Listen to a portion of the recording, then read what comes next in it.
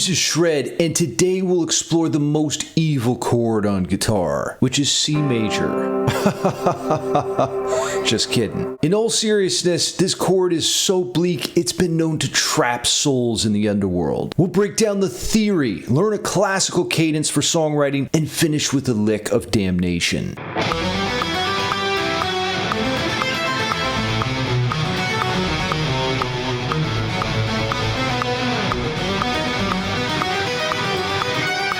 Sacrifice your soul to me for unlimited musical power at my Patreon page below. You get all my tabs, courses, Discord access, and even live classes. Did I mention it just costs your soul? Now let's learn about the most evil guitar chord through my story, The Haunted Chapel. A diabolical melody drifted through the night air as Lance approached the haunted chapel. The man with embers in his eyes said he'd find his next challenge here. A young woman opened the ancient door, her figure flowing like an enchanting melody. "Hurry before it's too late," she urged, motioning Lance inside. As the door slammed shut behind them, the clock struck midnight, its chimes ringing like a warning call. "There's something you need to see," said Celine, retrieving a pendant wrapped around her thigh. She held up an inverted triangle adorned with 3 stones: obsidian, ruby, and emerald. "This pendant will grant you the chord of damnation's power. Its 3 stones represent each of the intervals you'll need to vanquish him." "Vanquish who?" said Lance. "The ghost of doubt," she whispered in his ear, sending a chill through Lance's soul. Taking his axe of destiny, Lance began practicing the lick of damnation under a crumbled archway, each note burning beneath his fingertips. Before Lance mastered the last bar, a demonic dissonance bellowed from the old church pipes, causing his skin to crawl. "He's here," said Celine, her eyes fixed on a dark figure descending from the rafters. He wasn't sure why, but a rush of negative thoughts began flooding his mind, as if the ghost of doubt was channeling his worst failures. The pendant ignited as Lance struck the obsidian root. Cloaked in shadows, the ghost of doubt returned fire. Each chord he struck twisted the chapel into a vortex of despair. Lance launched into the next bar, a red glow surging from the pendant as he played the sorrowful minor third. Their sounds clashed like 2 warriors on the battlefield. As Lance struck the devil's tritone, the green stone glistened with energy, opening a portal to hell and sucking the ghost of doubt into the underworld. Now let's listen to an example of the most evil chord in action with Metallica's Call of the Cthulhu. Here we go, right there. There it is again. Now let's get a closer look at this most evil chord, and to start we're going to check out the Guitar Pro tablature here from Metallica's Call of the Cthulhu, right? So here we are, and we're based in D, and what we've got is an arpeggio here that ascends, and it begins with this D minor chord that maybe Dave Mustaine wrote, maybe Papa Hetfield wrote, who really knows, right? But we're going to take this figure and repeat it, but we have what's called a chromatic line cliche going up the middle. So we're going to raise this A up to a B flat, and in the next variation here, we're going to see the actual diminished chord itself. So we're going to go up to the 4th fret now, and here we have our diminished triad. That is the most evil chord. Dun dun dun. Okay, so that chord sounds like this. Very wicked and evil. In fact, while we're doing this, I'm going to cue up a drone to give us some of the C word context. Now, let's finish the piece here. There's one more figure, and this last one, I think, goes... Wait a minute, that wasn't it. Come on, Shred. So we've got... that is our last chord. So here's how the whole figure sounds, right? There it is. And each one of these could be thought of as a chord. So really this first one is D minor. And then here we have a B flat sound. So I'm going to put that in there. And next is the diminished chord. So this is really, you could think of it as B diminished over D. Let's call it that. And then we have kind of an interesting figure here. This last one is kind of like, man, what is that? Let's call it a D minor 7 with no third, right? Because that's not a mouthful. Let's see, D minor 7, no 3. All right.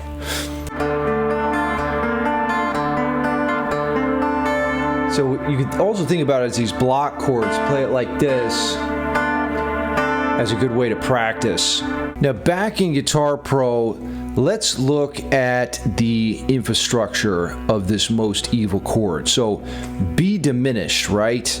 We've got the root B to begin with. Then we have a minor third. Think of the pendant that Celine removed from her upper thigh there in the story.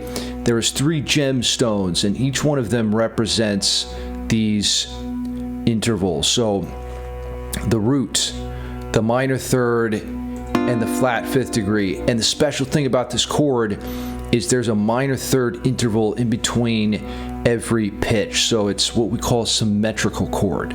So if we break down that actual intervallic structure, you begin with the root, then you have that third here. Let's go third, and then we're up to the 5th here, like that. The flat 5, or the tritone, the devil's interval. That's part of what makes this chord so evil. Now in the next segment, we're going to talk about how you can actually use the most evil guitar chord in your own music. In order to do that, we must learn the scale of fate. Now the scale of fate is very common in classical music, but you'll also hear it, of course, in metal, which is influenced by classical music. Metallica uses this scale all the time. So we begin with the root pitch right here, which is E, and you can hear the drone in the background providing context for the emotions within each pitch. Then we're going to move up to the 2nd, which has kind of a vacant, ambiguous quality. From there, the minor third gives us a tonal direction. This is about sorrow and melancholy. Then we have the stable 4th degree, the unifying presence of the 5th, the chilling cold of the minor 6th, the raised 7th, very important note. That's what we're going to build our diminished framework from. That's the genesis of the most evil chord. And then we're back to the root. So this scale of fate is very important to understand because it lays the groundwork and the harmonic language for what's to come. Now from there we're going to play the chords of destiny. Now the chords of destiny are derived from the harmonic minor scale. So we've got E minor here to A minor, very cold, back to E minor, to the 5 chord B, and then back to the 1. And you'll see in a minute how we're going to tie in the most evil chord. Okay, so here's our cadence. A minor, back to the 1. Let's just copy and paste that over. And then we have our 5 chord here, B major. So if we get those chords in here, we can get a little bit more understanding of what's going on. We're going to finish by heading back to the 1 chord E minor. Now once you get down the chords of destiny and you've got this cadence under your fingers, what we need to do is incorporate the most evil chord. Now to do that, we're going to learn the cadence of damnation. So what is the cadence of damnation? So we basically start with the same groundwork as before with the regular chords of destiny. But then what we're going to do once we get to this A minor, after that we're going to insert our chord of damnation. Now here comes the most evil chord. Are you ready? It goes like this. 9 on that A string. We've got that dissonant tritone there. And then we're going to finish off with an A pitch on the B string. And you can think of this as, It could be, you know, what Guitar Pro suggested there, but we're going to go D sharp, diminished 7. Now, diminished 7 chord is just when you add one extra third on top, one extra minor third. So before we had B, D, and F, you add one more minor third on top, A flat in this case, and you get the fully diminished 7th chord. Now, we resolve that by going to the 5, which is going to be a B major here. I'm going to make it a B7, really over F sharp here, which is really nice. Keeps the voices close together. And then we're back to the root E minor. Now, I want to show you another example of the diminished chord in action. We're going to look at Beethoven's Piano Sonata number 8 in C minor, and you'll see there is a lot of diminished chords here that he adds for a dramatic effect. Check it out. Yes. Oh, there's one already. Beautiful resolution. Another one. Oh, beautiful voice leading. Are you ready? Another diminished chord. Oh, the sadness. Gorgeous.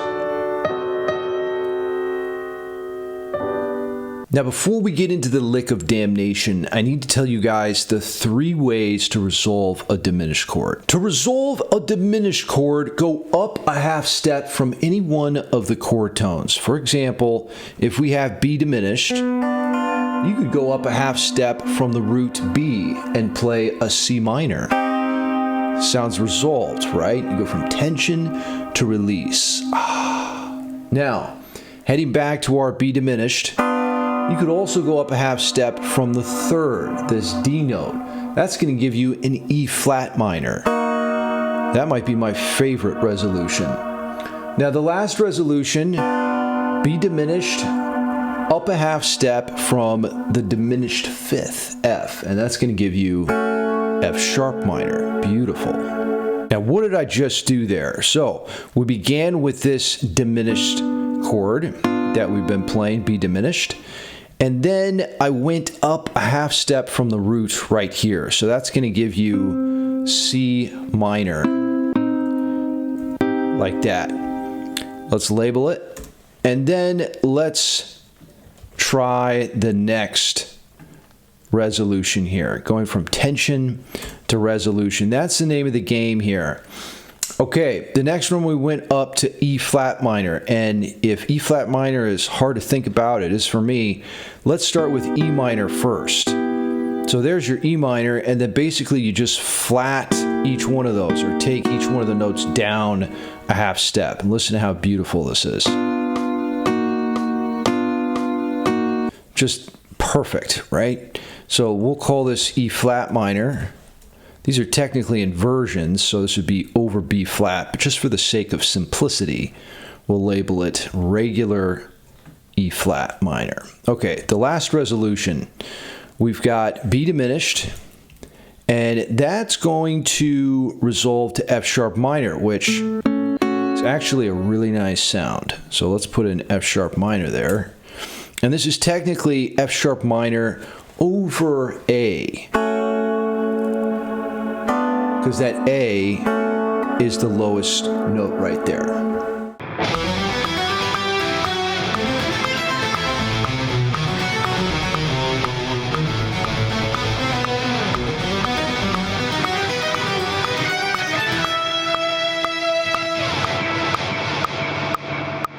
In the next segment, I want to show you the lick of damnation. Now, this is the lick that Lance used in our story to vanquish the ghost of doubt back to the underworld. And essentially, what's happening is you're playing an E minor chord with the second, F sharp, and then you're doing it in octaves. That's a secret trick you can use to make your solo sound really cool. Next, we went to the 4-chord A minor and played the C form arpeggio. So this shape here is one of my favorites. So it comes from the C major chord in open position there. You can try just playing it going ascending first, then try bringing it down.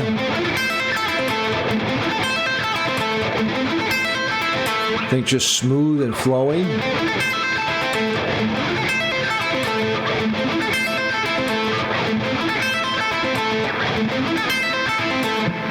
Okay, and then from there, we're going to go to the actual most evil chord, which is this D sharp diminished. And for this bar, I've got this, which was kind of a fun rhythmic approach and also has some gnarly string skipping from the A string all the way up to the B string. So you can practice that. I love the kind of rhythm there. And I did another bar of this using the A string as a pedal tone. Now the A string works because the A is the diminished fifth of the D sharp. So if you think about the spelling of D sharp diminished, you got D sharp, F sharp, and A. So here I'm using the A string as a pedal to really drive up the dissonance.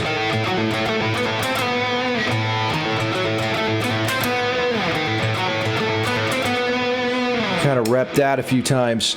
Now the last two bars here are really cool. I'm resolving the diminished chord here, or the most evil chord, to the 5 or B, and it's not just a regular 5 chord here. This is a B augmented chord.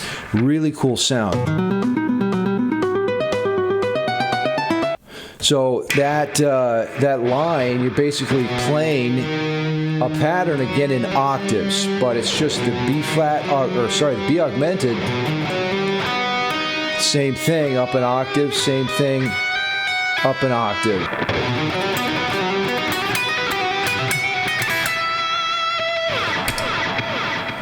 If you're in my modern guitar mastery class, your homework is to write 30 seconds of music using the most evil guitar chord. Get creative, inject your own voice, try different styles, rhythms. The sky's the limit here. The full tabs for this lesson are at my Patreon page. That's where you also get Discord access. You can talk to myself and others about the homework and the assignment, talk about the most evil chord, and any other musical thoughts on your mind. Until next time, shred till you're dead.